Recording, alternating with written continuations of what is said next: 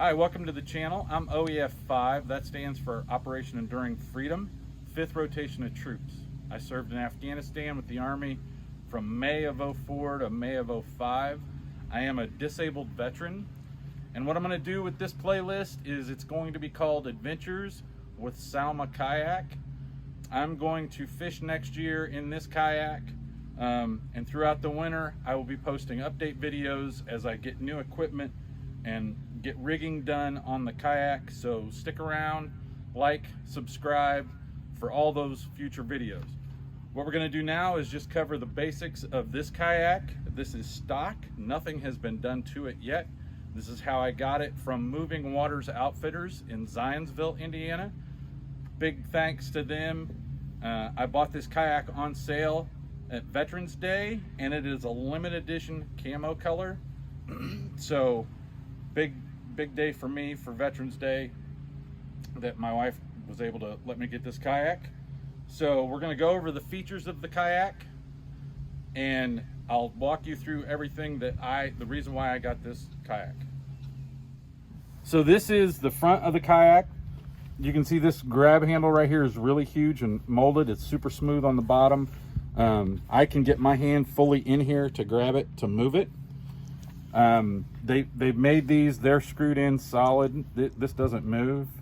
I've drugged this around and taken it over and used it on our local pond right across the street. Moving back, it has the removable bungee system for this cargo hatch here, but this also doubles as a paddle keeper, so I can put my paddle in there, and I'll demonstrate that now. Okay, so when you're out on the water and you're using your paddle, they put in this little paddle keeper, so I can just set it right here, and that retains my paddle if I'm taking a fish off or I just need to free up my hands. So that's really well thought out. This kayak is designed by fishermen for fishermen, so all of the features that we're going to go over were really well thought out and laid out. So we're moving back to the mid compartment of the kayak. One of the biggest features they have on both sides of the kayak is a paddle keeper already installed. It's right on the handle with a bungee. That's not going anywhere. It's already molded to accept the paddle. This paddle happens to be a Bending Branches Angler Ace that I also got at Moving Waters, and it's a 2-piece. This thing weighs, I think 30 ounces less. Like, it's super light. I have a bad shoulder, so this was perfect for me. All right, so the next feature that it came stock with is it's got 2 Yak Tech mining mounts that are made in the USA.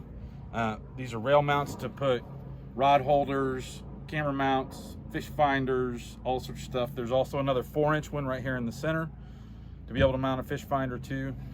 The foot pegs are movable and lockable for many positions for your height. I'm 6'4", I leave them all the way back. The reason why they move and lock is so that you can get more power while you're paddling. It's got a dry stowage compartment right here. This will hold your phone, keys, whatever you want to keep dry, and it has a really nice gasket in it that seals all of this, but it's also cut out for a battery so that you can mount a fish finder here, run your cables down here, and this scupper hole goes to a molded and pre-drilled with a metal bracket for your transducer. So that's really nice. So I said, the features that they have in this are really well thought out for fishermen.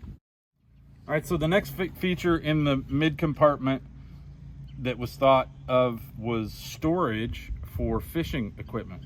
So this compartment right here has a lip in it, and it will hold a 3700, a Plano 3700 box like this, and side by side a 3600. So those aren't coming out, okay? They're not going anywhere. These are the Plano edges. The nice thing about them is they have feet on them, so they sit in their grooves. And now I can have these 3 tackle boxes that I might be in every, you know, lose a fish, whatever. They're not going to go anywhere. I'm in a kayak. I'm not running 80 miles an hour down a lake hitting chop that's going to bounce these around. So they're not going to slide out on me, but I can get to them right underneath my seat. So that feature is amazing. The other thing that they have is that this 3600 will fit right here.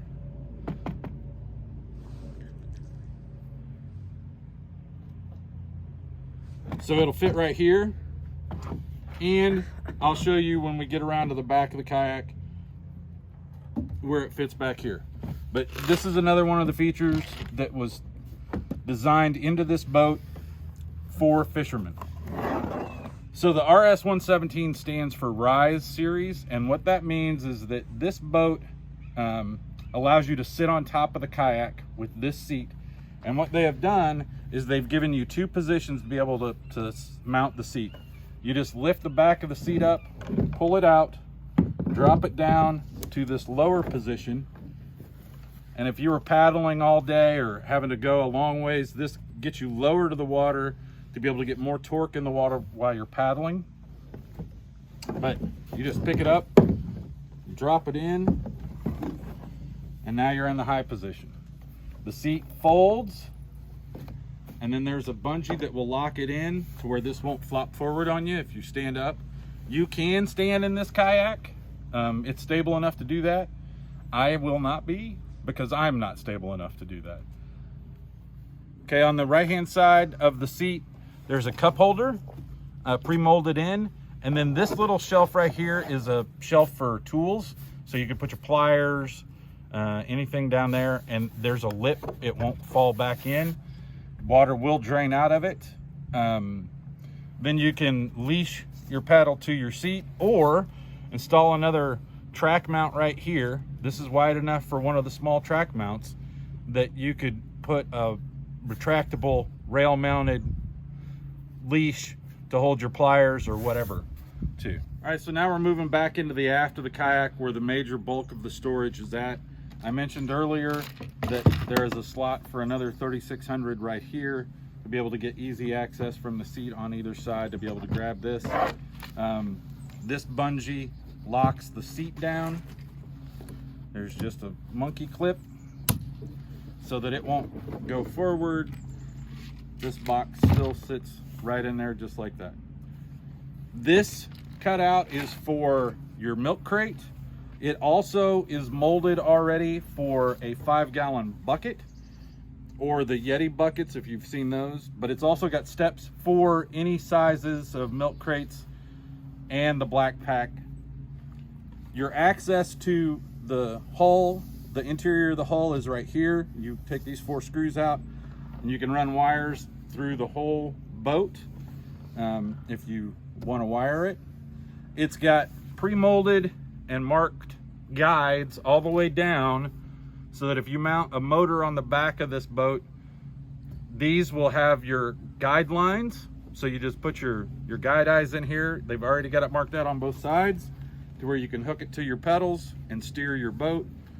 They've got really nice a hook system here, and then they've got pad eyes here so that you can remove this and add things to this bungee and move it however you want to be able to fit your box. It's got 2 included rod holders that are sealed and screwed in. This is just all standard. All right, so the last included feature is, if you look real close, here, here, here, here, here, and here, they've already pre-marked screw holes for the power pole micro or a mount for a trolling motor back here. This hole here is for their rudder system, and then this handle is extra large so that you can get 2 hands on it to be able to pick up the back end if it's loaded. This is flat. There's a company that makes a transom mounted trolling motor that will mount on this, and it screws into these 4 holes, and it uses the screws for the handle, so there's no additional screwing needed for that bracket. And that's part of the adventure. You may or may not see that installed on this kayak in the future. So that was the tour of my Bonafide RS-117 Salma kayak. Please like and subscribe. Like I said, in this series, we're going to talk about anything that I do as far as rigging or upgrades that I make. We'll be posting videos of those. And then you'll be able to follow along with adventures live on Twitch, on my Twitch channel. I'll link that in the description. As we go fishing next spring, I will also be doing reviews on products for this kayak.